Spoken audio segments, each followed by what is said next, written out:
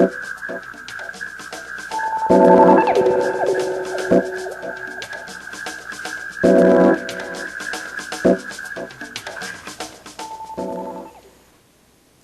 you're watching TV International. I'm Mariam Namazi. TV International is a weekly half-hour program that focuses on the Middle East and political Islam, secularism, from a left and progressive perspective.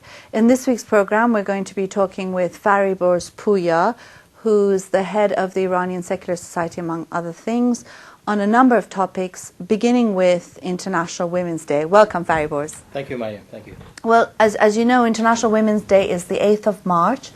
And for this wonderful, brilliant day that is being commemorated for many years now by people who believe in women's rights and in equality and women's liberation across the world, there's many different programs that are being organized in various parts of the world, from Iran, across the Middle East, as well as in Europe and North America and elsewhere. And we're part of the organizing team of many of these demonstrations and rallies, particularly those that are pertaining to women's rights issues in Iran and on against political Islam and Sharia laws here in Europe and elsewhere as well. Fariborz, I mean, the women's liberation movement in Iran is a hugely important movement. I mean, it stood up very strongly and resolutely when the Islamic regime took over on the back of a suppressed revolution, really. And it's been significant then, and its significance has continued to this day. What is the significance of this movement for people everywhere, really, and not just in Iran? Yes, I think you alluded to the you pointed to a significant part of this movement. The women's movement in Iran were the first target of the Islamists. A woman generally were the first target of the Islamists after the Islamic counter-revolution in 1979. And they were the first group and movement who stood up for liberty in Iran. Immediately the 8th March after the Islamic counter-revolution was one of the largest held in Iran. The many years which was suppressed by the Shah's and monarchist regime, the first hundreds of thousands of people actually came out on the streets against imposition of Islamic hijab and cover, and for equality between men and women. Throughout the last 30 years, the women's movement actually fought many battles against the Islamist movement, and through those battles actually has a lot of lessons for everybody else, because we know that Islamists are trying to gain power in Europe and many other countries, and the lessons of the women's movement in Iran are very valuable and very important for I think humanity today. For fight against Islamists, because consistently over 30 years they fought it. They've actually, all legislation has been fought by the women. They haven't accepted that. Imposition of hijab, imposition of Islamic law, inequality between men and women, divorce, child custody, every aspect of life, you see, employment, education, all aspects of life, you'll see that the women in Iran actually fought against the Islamic movement, and they have, treasurable lessons that for everybody. And I think there are light of women's movement, and that needs to be recognized. I don't think the values of the and actually points that the women's movement in Iran is scored against the Islamists has actually been explored fully. Well, I mean, part of it is because of the whole policy of cultural relativism that's really very often puts all the people in Iran as being one and the same with the Islamic regime, and you see that happening here in the West as well. Absolutely. I mean, we've said for many times we've said this, that Iran is not an Islamic society, although the government, it is Islamic, wants to impose Islam on Iranian society, but the Iranian society has rejected Islam, despite the fact it has an Islamic government, which is, a brutal dictatorship that exists.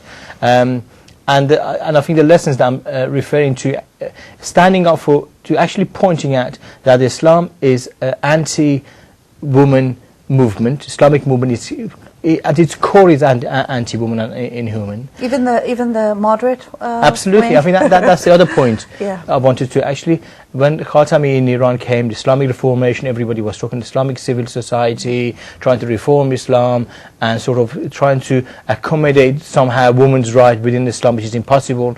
The actually fighting and the battle and the debates that rage within Iranian society, and lessons of those debates needs to be actually learned. Many people who actually think that Islam is compatible with democracy and compatible with liberty, compatible with freedom, compatible with equality, actually the experience of women in Iran, and I think throughout Middle East, shows that's not the case, and it's been tested and tried and rejected by women's movement, and they have many lessons to. Why is this movement important? Why should people in the West, for example, care about this movement or come out on March 8th in support of the women's rights movement in Iran, for example? Because now the Islamic movement is not confined to Islam, to Iran, is not confined to Iraq, is not confined to Afghanistan. Actually, this movement is trying to undermine the basic rights of women everywhere.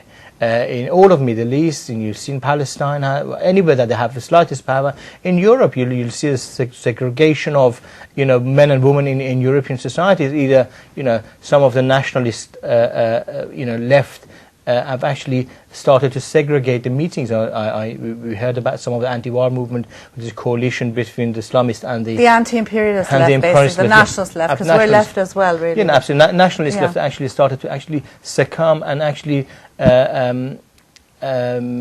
accept that the segregation of men and women, and that's where it's important to stand up for women's rights. If you want to have a decent society, you need to have a very strong. You can't have a decent society with the women's rights. So actually, these two movements are quite linked.